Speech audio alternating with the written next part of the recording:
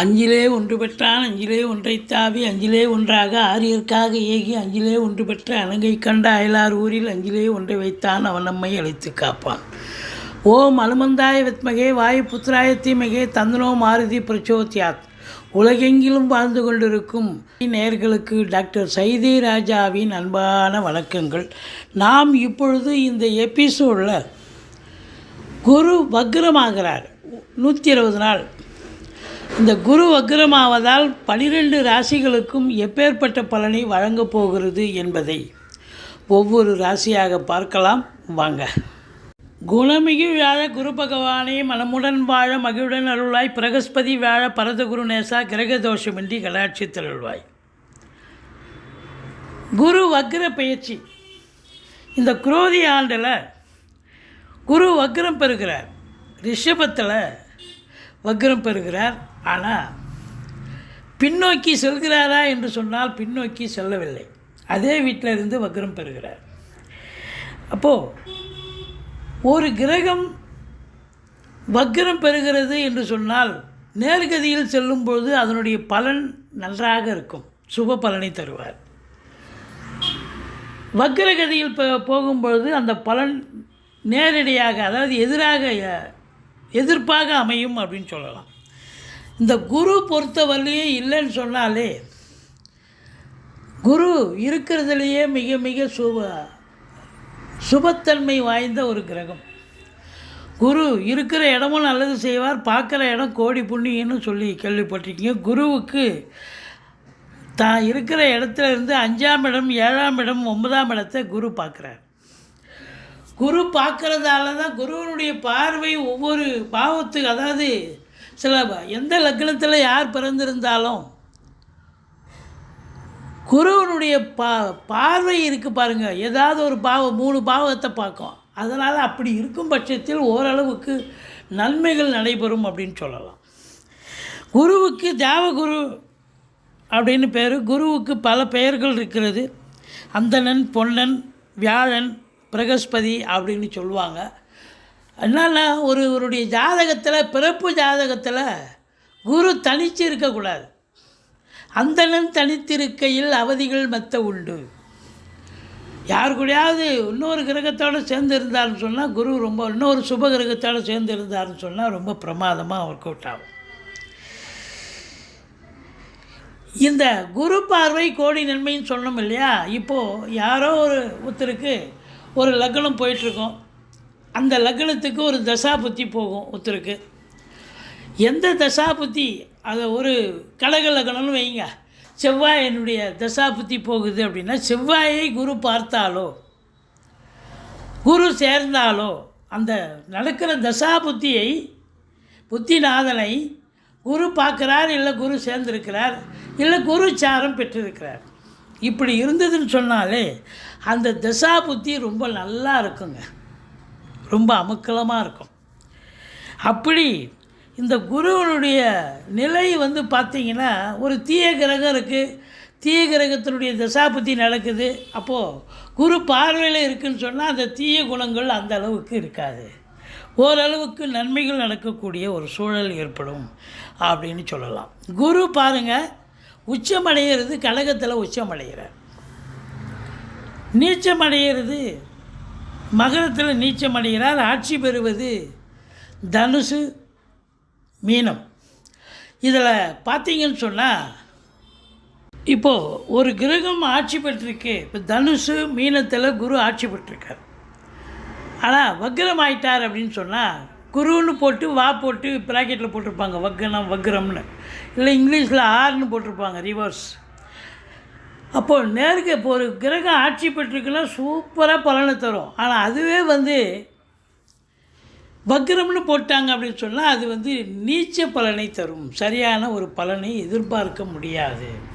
அதுபோல் உச்சம் பெற்ற கிரகம், இப்போ கடகத்தில் உச்சம் பெறுகிறார் அப்படின்னா வக்ரம் பெறுகிறார், அந்த குரு வக்ரம் ஆயிட்டார்னு சொன்னால் அப்போது நீச்ச பலனை தருவார். இப்போ மகரத்தில் குரு நீச்சமாக இருக்காருன்னு வைங்க, அப்போ அவர் வக்ரமாக இருந்தால் என்ன பலனை தருவார்?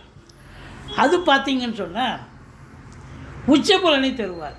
அப்படியே ஆப்போசிட், மகரத்தில் குரு நீச்சமாக இருந்து வக்ரம் பெற்றால் அற்புதமான பலனை வாரி வழங்குவார், உச்ச பலனை தருவார் அப்படின்னு நம்ம சொல்லணும்.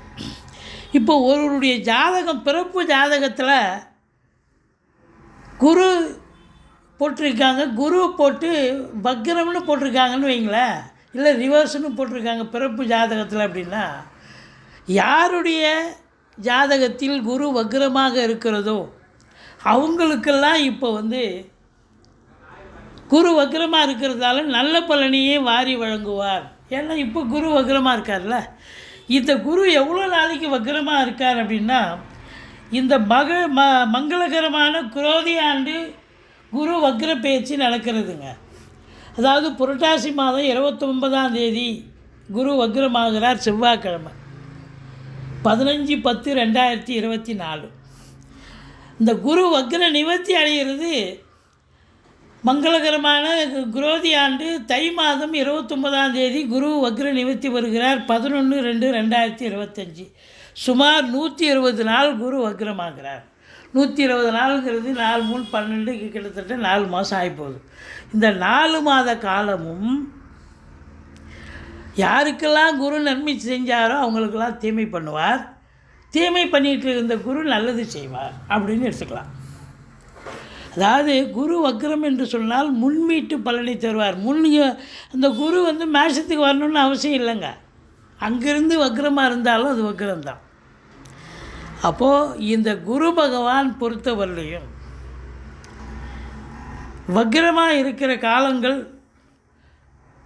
இந்த 120 நாள் 15/10/2024 11/2/2025 வரைக்கும் சுமார் 120 நாள். யாருக்கெல்லாம் பிறப்பு ஜாதகத்தில் பர்த் சார்ட்டில் குரு வக்ரமாக இருக்கோ அவங்களுக்கெல்லாம் யோகமான நாள் எடுத்துக்கலாம். நீங்கள் எந்த லக்னமாக இருங்க, எந்த ராசியாக இருங்க, குரு வக்ரமாக இருக்கா கண்டிப்பாக உங்களுக்கு யோகமாக அமையும். இந்த 120 நாளில் எதுலாம் நடக்காதுன்னு நினைக்கிறீங்களோ அதெல்லாம் நடக்கும், நடந்து முடிந்து விடும், சக்ஸஸாக நடக்கும் அப்படின்னு எடுத்துக்கலாம். இப்போது இந்த குரு பகவானுடைய வக்ர ஆகுது இல்லையா, ஒவ்வொரு ராசிக்கும் எப்பேற்பட்ட பலனை வழங்கப் போகிறது 12 ராசிக்கும் அப்படின்னு பார்க்கலாம் வாங்க. இந்த ரிஷப ராசிக்கு இந்த குரு வக்ரம் பெறுவது நல்ல பலனை தருமா, தீய பலனை தரப்போகிறது? அதாவது கிருத்திகை 2 3 4 பாதங்கள், ரோகிணி மிருகசீரிஷம் 1 2 பாதங்கள் உள்ளடக்கியது இந்த ரிஷபராசி. சுக்கிர பகவான் ஆட்சி பெறும் வீடு. இப்பொழுது குரு பகவான் வக்ரகதி பெறுகிறார் 120 நாள். ஏற்கனவே ரிஷப லக்னம் ரிஷப ராசிக்கெல்லாம் குரு நல்லவர் அல்ல. குரு பார்த்திங்கனாக்கா 8க்கும் 11க்கும் ஆதிபத்தியம் உடையவர். அவர் ஸ்தான பலம் ஒன்றும் பெரிய விஷயம் இல்லை. பட் இருந்தாலும் குரு பார்வை கோடி நன்மை கிடைச்சது. ஓரளவுக்கு நன்மைகளை செய்தார் குரு ராசிக்கு வந்ததுக்கப்புறம் இந்த ரிஷப ராசியில் பிறந்தவங்களுக்கு. ஆனால் இப்போ இந்த குரு வக்ரமானதுக்கு அப்புறம் என்ன பண்ணோம் அப்படின்னு பார்த்தீங்கன்னா, குருவை உங்களுக்கு 8க்கும் 11க்கும் ஆதிபத்தியம் உடையவர். இந்த ஆராய்ச்சி கல்வி படிக்கிறீங்க பார்த்தீங்களா, பிஹெச்டி டாக்டர் இது போல் ஆராய்ச்சி கல்வி படிக்கிறவங்க, இந்த துப்புரவு இலாக்காவில் இருக்காங்க, அதாவது சிபிசிஐடியில் வேலை பார்க்குறாங்க, இது போன்ற அன்பர்கள் இவங்களுக்கெல்லாம் ஒரு சிறப்பான காலம், நல்ல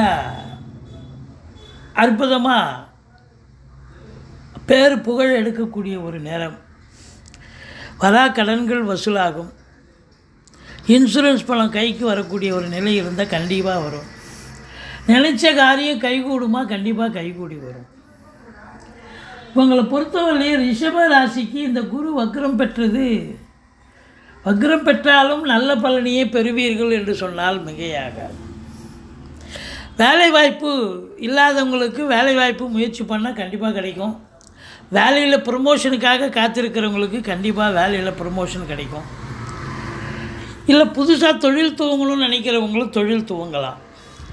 டெஃபினட்டாக இந்த ரிஷப ராசியில் பிறந்த அன்பர்களுக்கு நிச்சயமாக இந்த குரு வக்ரம் பெறுவது நல்ல பலனையே பெற்றுத்தரும் என்று சொன்னால் மிகையாகாது. உங்களுக்கு பாருங்கள், பூர்வீகத்தில் ஏதாவது பிரச்சனைகள் இருந்தால் அந்த பிரச்சனை சகஜமாக மாறி சந்தோஷ நிலைக்கு மாறும். பிள்ளைகளுடைய கல்வி வளர்ச்சி, அதுவும் உயர்கல்வி படிக்கிறவங்களுக்கு சிறப்பாக இருக்கும். திருமண வயதில் இருக்கும் ஆண் பெண் இருபாலருக்கும் திருமணம் கைகூடி வரும் அப்படின்னு சொல்லலாம். நண்பர்களால் ஆதாயம், கூட்டு தொழில் செய்பவர்களுக்கு கூட்டாளிகளால் நன்மைகள் நடக்கும். கணவன் மனைவி ஒற்றுமை, சந்தோஷம், குதூகலம் ஏற்படும். மற்றபடி உங்களுக்கு திடீர் அதிர்ஷ்ட வாய்ப்புகள் தேடி வரும். வெளியூர் வெளிநாட்டு பயணம் அனுகூலத்தை தருமா? கண்டிப்பாக அனுகூலத்தை தரும். டெஃபினட்டாக உங்கள் ஜனனகால ஜாதகத்தில் குரு இப்பொழுது வக்ரமாக இருக்கிறார். நீங்கள் பார்த்து உங்கள் ஜாதகத்தை எடுத்து பாருங்கள். குரு வக்ரம்னு போட்டிருந்ததுன்னு சொன்னால், இல்லை ரிவர்ஸ்னு போட்டிருக்கோம், 6 போட்டிருக்கோம். இப்போது உங்களுக்கு அது ரிஷப லக்னமாக இருக்கலாம், ரிஷப ராசியாக இருக்கலாம், இல்லை ரிஷப ராசியில் பிறந்த எந்த லக்னமாக கூட இருக்கலாம். கண்டிப்பாக நன்மைகள் நடக்கக்கூடிய ஒரு காலகட்டம். இந்த ரிஷப ராசி ரிஷப லக்னத்தில் பிறந்த அன்பர்களுக்கு குரு வக்ரமாக இருந்தாலும் குரு தட்சிணாமூர்த்தியை வழிபாடு செய்யுங்கள், ரொம்ப சிறப்பாக இருக்கும். அதாவது எண்ணிய செயல் ஈடேறும், தொட்டதெல்லாம் தொடங்கும், எல்லாம் லாபமயம். மூத்த சகோதரம் இருந்தால் அவரால் ஆதாயம் உண்டு அப்படின்னு சொல்லணும். உங்களை பொறுத்தவரையிலையும் ஆன்மீகம், இன்ப சுற்றுலா அப்படின்ற பேரில் நீங்கள் வெளியூர் வெளிநாடு இல்லை ஆன்மீக பயணமாக கூட போயிட்டு வரக்கூடிய நிலை, ஆலய வழிபாடுகள் செய்வீர்கள், நன்கொடைகள் வழங்கி மகிழ்வீர்கள் அப்படின்னு சொல்லணும். இந்த 12ஆம் இடத்தை சனி பார்க்குறாரு. அதனால் உங்களுக்கு தூக்கம் இருக்காது, டென்ஷன் இருக்கும், பரபரப்பு இருக்கும். ஏன்னா இந்த 120 நாளும் சனி பார்வை இருக்குல்ல, அதை பார்க்கணுமில்ல. டென்ஷனாக தான் இருக்கும். 4ஆம் இடம் தாய்க்கும் உங்களுக்கும் இன்னும் கருத்து வேறுபாடு வரும். தேக ஆரோக்கிய குறைவு ஏற்படும் உங்களுக்கு, இல்லை தாய்க்கும் சரி. உங்களுக்கு ரொம்ப வீட்டில் செலவுகள் அதிகமாகும், 4ஆம் இடத்தை சனி பார்க்குறதால. அதனால் இந்த 120 நாள் வக்ரமாக இருக்கிற காலங்கள் நீங்கள் குரு தட்சிணாமூர்த்தி வழிபாடு செய்யுங்க. வாழ்க்கை வளமோடும் நலமோடும் அமையும்.